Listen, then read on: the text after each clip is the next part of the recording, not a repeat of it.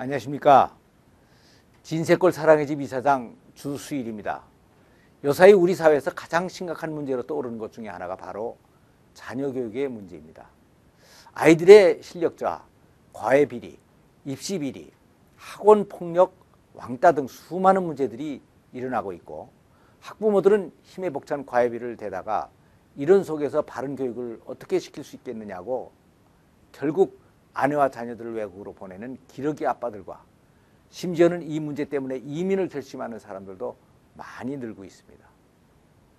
그래서 정부와 매스컴에서 많은 토론을 하며 해결책을 찾으려고 노력을 하고 있지만 뚜렷한 해결책이 나오지 않습니다. 그래서 이런 것들이 이제는 단순히 자녀들의 교육 문제만이 아니고 심각한 사회 문제로까지 번지고 있습니다. 아닌 게 아니라 자녀들의 교육 문제는 단순히 자녀들의 교육 문제만이 아니고 우리들의 인생에 관한 문제이고 인간의 삶에 관한 문제입니다. 그래서 오늘 여기서는 이 문제에 대한 해결책을 한번 생각을 해보겠습니다.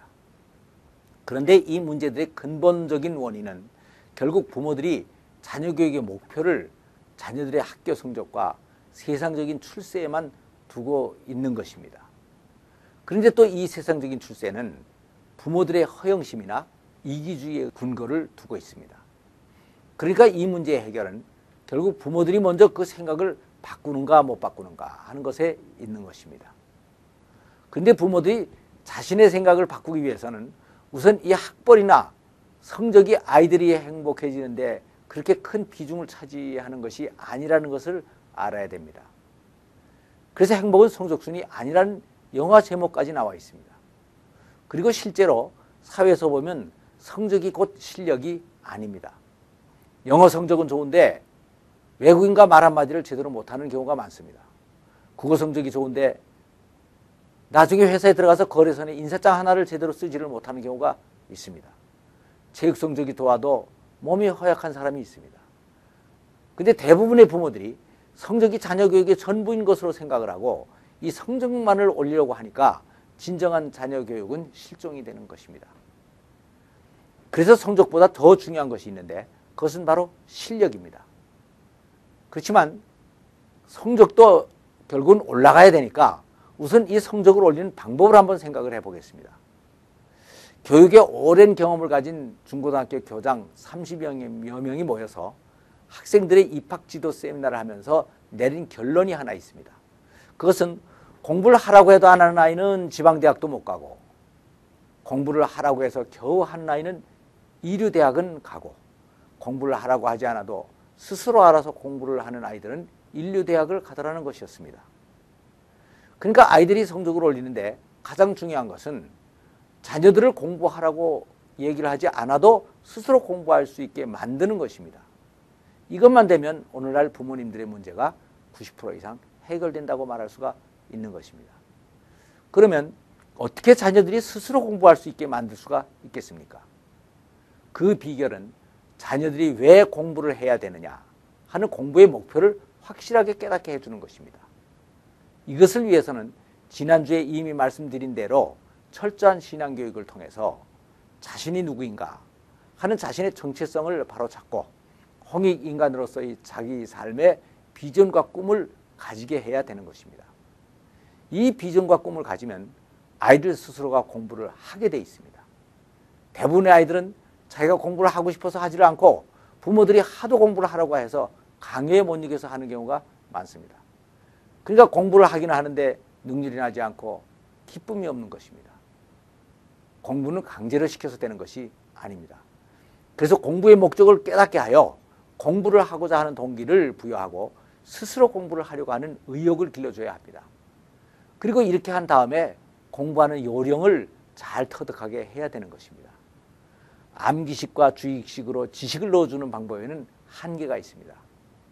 그래서 자연과 친하게 하고 독서를 통해서 이웃에 대한 관심과 사랑을 가지게 하고 예술을 통한 정서적인 방법들을 동시에 동원해야 하는 것입니다. 그리고 또 공부는 열심만으로 되는 것도 아닙니다. 개 헤엄에는 속도의 한계가 있습니다. 더 빨리 가려면 수영하는 방법을 바꿔야 됩니다. 마찬가지로 공부의 암기식과 주의식에는 한계가 있습니다. 응용력 능력과 창의력을 길러줘야 되는 것입니다.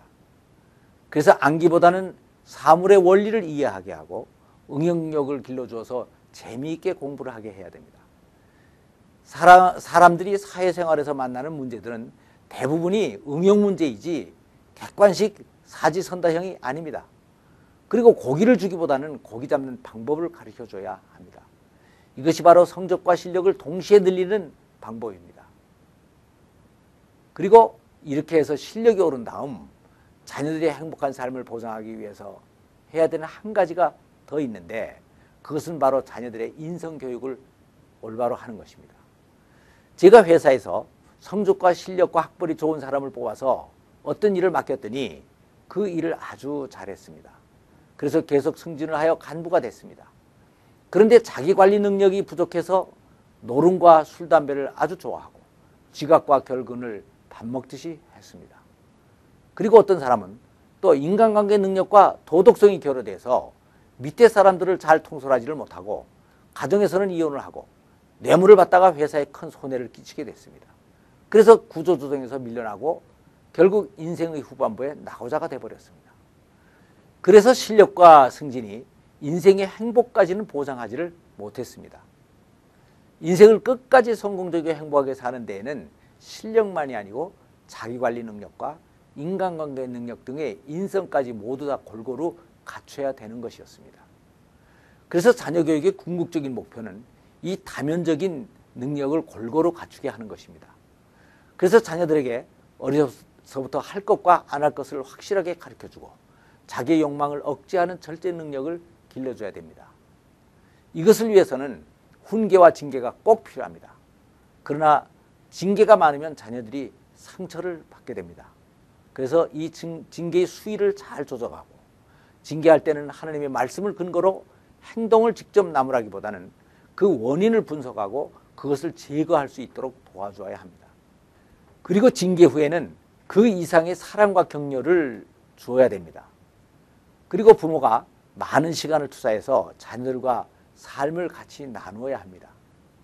인성교육에서는 부모가 좋은 삶을 보여주는 것보다 더 좋은 방법이 없기 때문입니다.